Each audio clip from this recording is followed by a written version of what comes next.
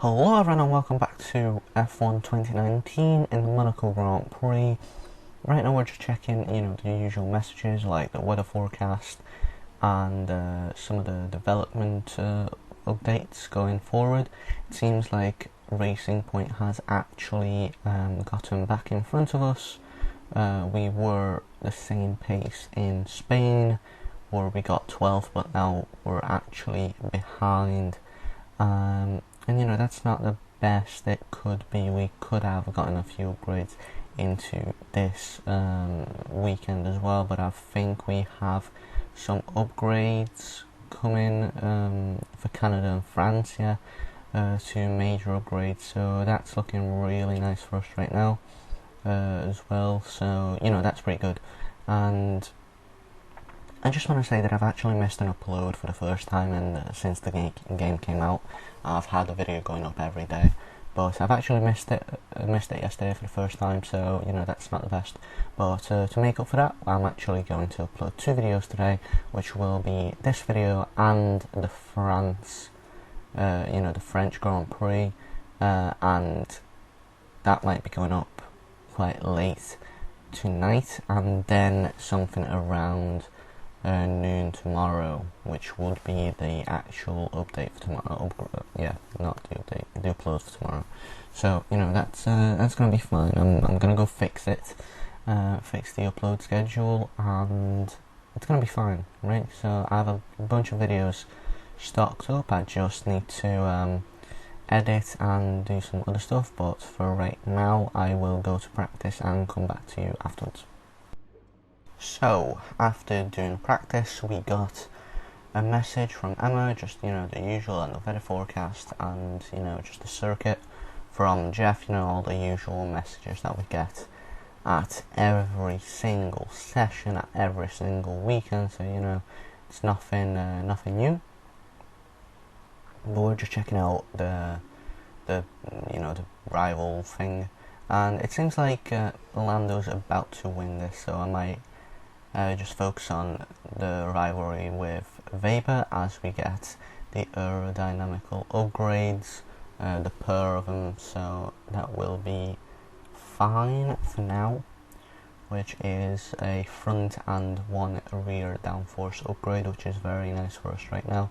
I just got that because I have about zero clue on what the difference is between the front and rear downforce and what it does to the car, so I've actually just gotten an upgrade on both, and we're going to get the next pair at some point, and then start to go into the major upgrades, and soon the ultimate ones as well, which will be quite interesting, because we are at the point where some ultimate upgrades might start popping up at some point in the upgrade section of the whole thing.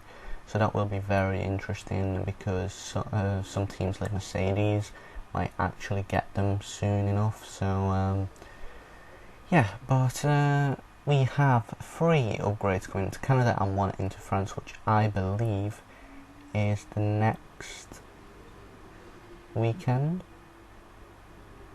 I've really confused myself because next weekend is Canada.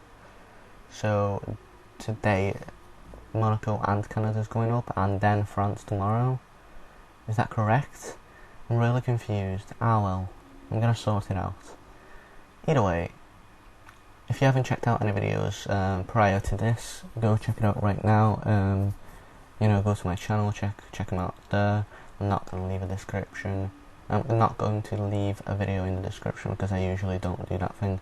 But we're just checking out all the car management with the parts and stuff. It's called the vehicle management. I should actually read the title for the page. Anyway, I believe it is time for qualifying, so let's go and do that now. Here at the magical Circuit de Monaco for one of the most challenging qualifying sessions on the Formula One calendar. Who can add their name to the illustrious list of Monte Carlo pole sitters here today?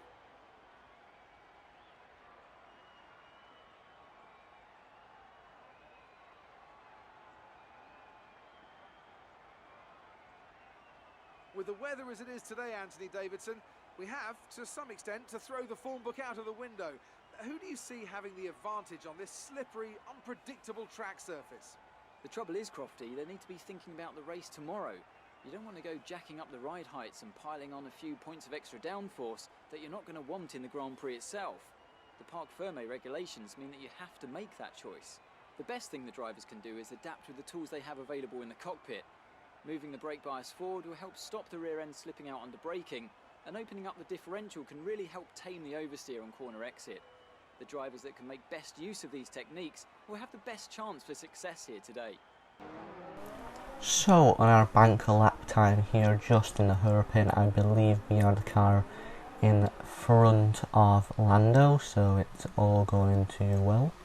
So we're actually just going into this section on the penultimate and last corners, just coming out at the end and actually going across the finish line in 19th or 10th, either one. We are 10th. So for qualifying in Q1 we actually got 10th, so that's looking pretty good. Lando actually got 4th, so it just shows that our pace is quite far behind Lando's for now, but we did actually just go one lap in this, so I'm not sure, you know, because even Giovinazzi is in front of me, which is quite interesting. So yeah, Q1's just a little messed up, but let's see who actually went out, which includes Bottas, Weber, Kubica, Leclerc and Russell. So as you can see, Q1 was very interesting in terms of the people that actually went out in Q1 and, you know, the rest of the people that actually got into the top 10. So if we were doing short qualifying, it would have been a crazy grid for now. But yeah, this is Q2 with our banker lap time. As you can see, there is still 10 minutes left in the session in the top right, so we're just coming around the last corner and the DRS open, chuck it up to hot lap in terms of DRS mode, and we actually go 11th, so you know, last place so far. But as the session progresses, the grip level actually increases and you go faster. So as the session actually finished, we got P11. So this is the first position that's not going into Q3, which I will gladly take. I get to choose my starting compound of tyre, which is very nice, obviously, and we're the first, like, we would be in pole position in the second half of the grid, so you know, if you don't understand what I'm talking about, we are 11th and half the grid is 10th, so we are pole position in terms of the midfield, because we are 11th, if you get what I mean now. Anyway, Lando's in P8, so you know, he's in a good position compared to us, but anyway, let's go. It's been a great qualifying session for you. Are you going to carry that momentum into the race? Well, it's not been the best qualifying session in the season, but yes, I may carry that momentum. The weather hasn't been ideal in qualifying. What's your take on it? The weather was fine, to be honest, so I don't really care. Great. Well, that's everything. So now let's see our rivalry breakdown in qualifying. We actually get 2 points over Weber, which is a rivalry we are still losing, and we have 1 point. So Lando's actually 1 point away from winning this rivalry for now, which isn't ideal. He's probably going to win it after the race. So well, not probably, but like 100%, because if he doesn't get a penalty and finishes the race, he actually gets 2. So he only needs 1, so he will get that. We get 170 resource points, which chucks us up in a total of about 600, was it? Anyway, it's not the best qualifying, as Emma's talking to us right now. Well, we read the message of the pre-race well, not interview, but like a pre-race thing. For now, you know, we're just yeah, it's 605 resource points that we got right now. We're just checking. Because we can develop, for example, this IC durability upgrade we could get, potentially, as we will. Will we? Yeah, we will. So we got the upgrade, which is very nice. But honestly, we don't really need to do anything else before the race. As you can see, my value to the team is very high in terms of the contract value, so we will be able to renegotiate a good, reasonable thing. But let's go to the race.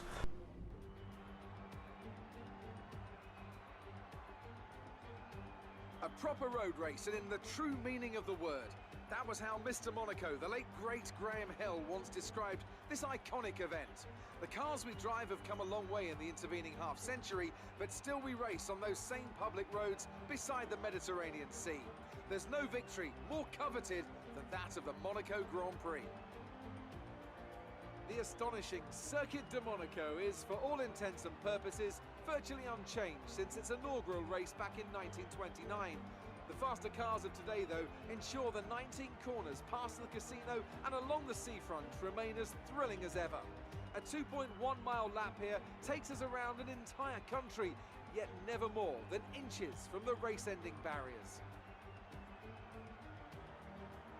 Anthony Davidson is here once again for today's Grand Prix. Let's start with Racing Point. What do you make of their performance so far this season? Well, the atmosphere within that team seems very positive at the moment.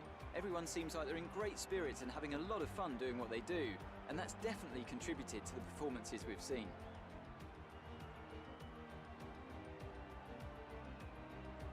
Let's run you through the driver grid order for today's exciting race. Sebastian Vettel will start on pole. Fantastic qualifying from the multiple world champion. And Lewis Hamilton completes the front row. Looking at the rest of today's grid, we have Gasly, Verstappen, Nico Hülkenberg, and Perez, Ricciardo, Butler, Grosjean, and Lando Norris. Moore, Raikkonen, Alexander Albon, and Giovinazzi, Magnussen, Bottas, Lucas Faber, and Robert Kubica. Leclerc and George Russell ends our grid lineup. Now it's almost time to lights out, so let's go down to the track. No heroics into Saint-Devote, please. We're in amongst the pack and just need to stay in one piece. Jeff. I'm one of those people that hate Monaco, so don't worry, I will not be making any heroics into any corner of this track because I suck at this track, but as you can see we're just messing around with the strategy right now. I fast forwarded it because it took me a while trying everything out, but well, I believe we actually reverted the strategy into the original one because there was not really a thing, but no we didn't. We actually started with the soft compound tyre, and Lando actually got 10th, so we will be starting right behind him as we get a really nice shot of the hairpin on the formation lap. So yeah, we're just gonna form up the grid position really quickly, and I've said that really weirdly, but anyway, we have the 5 red lights. For now it's 4, and now it's 5 red lights. And away we go for this race. We get a good start on Lando, but he actually straightens out the car, but we're still alongside him for this first corner when we actually cut the corner and get in front of Butler. Devin Butler, I was going to say Jimmy Butler, but that's an NBA player. So yeah, we're actually going to improve on our position by 2 places into, you know, by turn 2 we actually had 9th, which is very nice to see, but we are at lap 7 now. Nothing really happened in the first 6 laps as Grosjean actually makes his first stop. We actually started to catch up with him, and whoever was in front of him, I can't remember, Perez, yeah. So Perez in the braking point was actually keeping him up by a mile a minute. So yeah, as some people start to make their pit stops, it's looking pretty good, but on the next lap we actually make our own pit stop, which is you know, great. There's not much to say of the pit stop, but we don't really get held up. It's a nice fast pit stop. We actually hold ourselves up a little because we released the clutch a little late, so yeah, it's not the fastest as Russell flies past us on the exit, and we, you know, just catch up with him in the next 2 laps. Well, we actually make quite a big lungy move as I get a notification on my phone, which I shouldn't have. But yeah, we got past Russell quite aggressively, and we actually caught up to Perez in the car in front. which is nice. But I just put my phone on silent really quickly. But yeah, someone's holding up the pack really well in lap 12 over here. So I'm not sure who it is, but they're doing me a favour and a half. There's Grosjean, and it's actually, is that Russell? No, it's Kubica. It's Kubica who's holding up the pack, and I just got past Perez into the section that no one actually makes a move into because it's dangerous as hell. So that was just a replay of that. It was really nice as we make an aggressive move down Grosjean's inside as well, and into the next lap I believe we make the same move at the same place on Kubica as well, as we see a bit of front wing into the turn 1. But on lap 23 we make our last stop of the day. We went from P6, was it? And we're actually losing quite a bit of position, so it might be a hustle to get into the top 10. And we need that. We need to be in the top 10. We need some points. We always need some points. It would do some really nice to our team if we'd get some points and we come out in P13. So, and there's not much to say about that as the virtual safety car comes out on lap 31. So that's not the best, but it's actually Weber. No, it's not Weber, it's someone in front. Is that Devon Butler? Devon Butler going out of this race with an engine failure, but right now I thought, because I was catching Perez in front of me, I made a mini montage in this video to show you guys of how much I caught them to the end of the race, so I hope you'll enjoy that.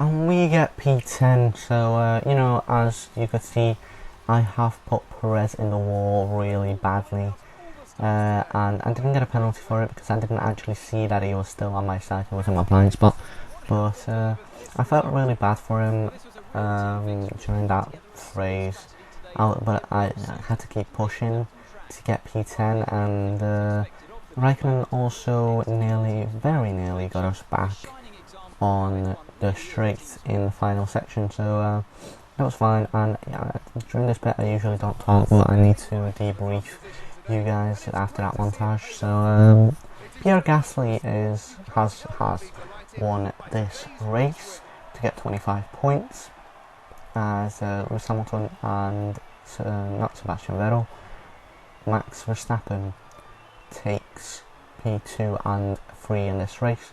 So it's looking pretty solid for them right now.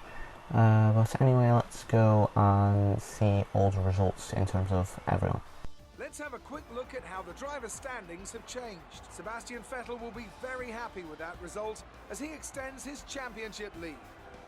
After an incredible day of racing, who was your driver of the day, Ant? Well, my driver of the day has to be Charles Leclerc. He was unstoppable out on the track today, weaving through the competition with ease. It's time to see how things are shaping up in the Constructors' Championship. Our championship leaders... Right, let me just point to the fact that Charles Leclerc went from 19th to 7th. He was in a Ferrari, but and he did a one stop, but he actually got away with it really nicely. and I should have done one stop from a medium to a hard. I believe that was the better strategy of today, but you know, Daniel Ricciardo actually makes a move on Kimi Räikkönen in the Drivers' Championship, which is very nice. Lando Norris once again didn't score points, I think, so that's not ideal. But in terms of constructors, we are, is that 3? Yeah, we're 3 points behind Alfa Romeo with all of 5 points that I have scored myself during the season, so it's not the best, but I mean, we're doing quite well for ourselves as of right now. We do need some more points, as I am still talking over people, but how do you think that will react to not having able to finish today's race? Well, both Force Indias messed it up completely, or I messed up Perez, but I don't think either of them will be happy, or the team. That was a good race for Lucas. Are you pleased to see him doing well? Lucas Weber doing well.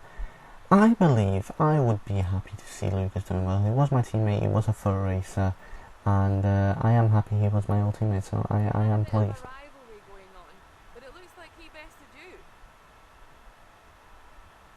Yep, Lando has bested me. Sad times, but it pushed us both to be better drivers, or fighting more, so you know, that's pretty good. But McLaren rep has decreased for some reason. End your race with that crash. Nope, I believe I was lucky. Well, not I don't think I was lucky. I just put Perez in the wall, to be honest. It wasn't really that big a crash for me, but for him. Great. Well, that's everything. I still feel bad for Perez. I believe that was my fault. I fully put him in the wall. Anyway, let's see the rivalry breakdown. Lando Norris actually won the rivalry as I take over the lead in terms of the rivalry with Lucas Weber. So that's looking really nice for us, so we can concentrate on winning that one, as Lando and myself is going to begin a new rivalry. So, you know, that's going to be fine, and we're possibly going to get some resource points for some good ones. But as you can see, team goal bonus, with that we got 400, which gave us quite a bit. It gave us 600, so you know, we got the team goal and everything, and our McLaren reputation has decreased by from like half to just below, which isn't too nice, but our overall respect level has went up, which is nice to see. And it's Jeff you know, calling it a great result, because we got some points. We got one single point in terms of the team, which is not the best, but we did get some nice points, which is you know, very nice to see. But for now, thank you guys so much for watching this video. If you liked it, press the like button.